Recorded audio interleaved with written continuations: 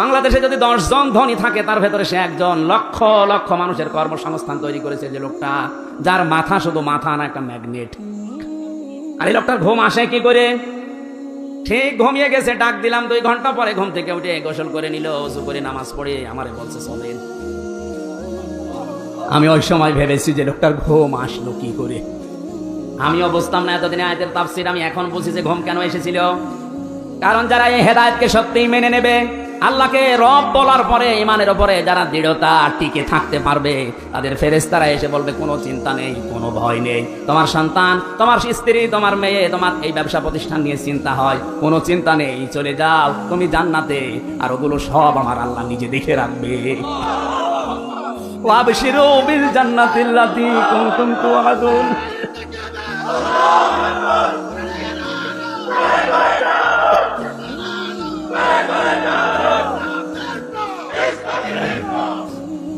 বাস্তবতা এইটা।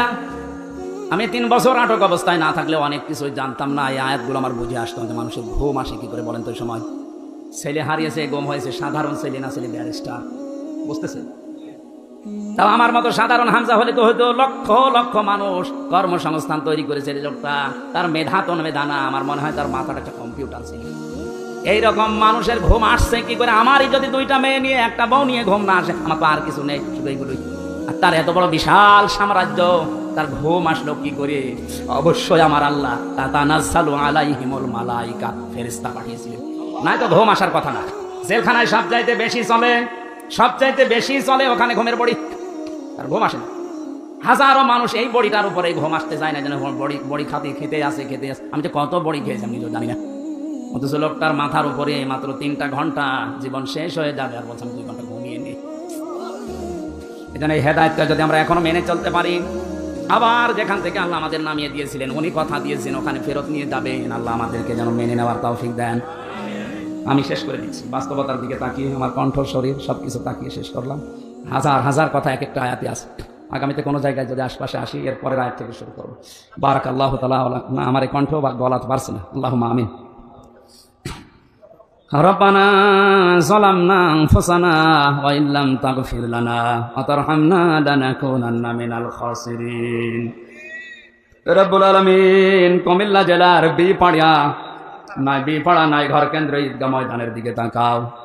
হাজার হাজার বান্দা বান্দি কোরআনে শোনার জন্য চাতক পাখির মতো বসে আছে। কোরআন শোনার জন্য, বোঝার জন্য যারা এত পাগল, এদেরকে তুমি কোরআনের হেদায়েত দিয়ে দাও। এ মাহফিলের আয়োজন যে যুবকগুলো করেছে, এই যুবকদেরকে যে মা পেটে নিয়েছে, মায়ের পেট তুমি খাদিজার মতো বানিয়ে দাও।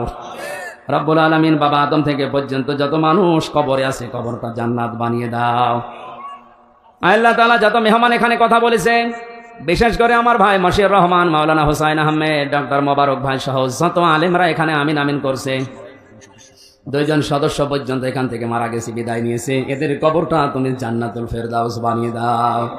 মাহফিলের প্রধান অতিথি আমাদের জাতীয় সংসদ সদস্যকে কবুল করো। অ্যাডভোকেট আব্দুল বারী, সভাপতি হাজী জসিমউদ্দিন সহ কত আলেম এখানে বসে আছে, আমাদের জীবনের জায়েজ আশাগুলো পূরণ করে দাও। একটা কাজে জান্নাতি তুমি ঘোষণা দিয়েছো, এই একটা কাজ করে আবার আমাদের ওই বাবার বাড়িতে ফিরে যাওয়ার তৌফিক দাও।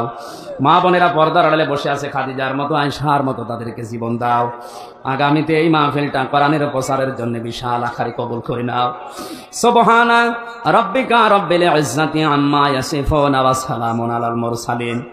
মুক্ত জীবনে যখন ফিরিয়ে দিয়েছো আল্লাহ, তুমি আমার এই কণ্ঠটা আগের অবস্থায় ফিরিয়ে দাও। আমার শরীরটাকে তুমি শেফায়ে কামিলা আছেরা নসিব করো। সহজ সরল ভাষায় তোমার বান্দাদেরকে কোরআনের কথাগুলো শোনাতে পারি, বোঝাতে পারি, সেই তৌফিক আমারে তুমি দান করো আল্লাহ।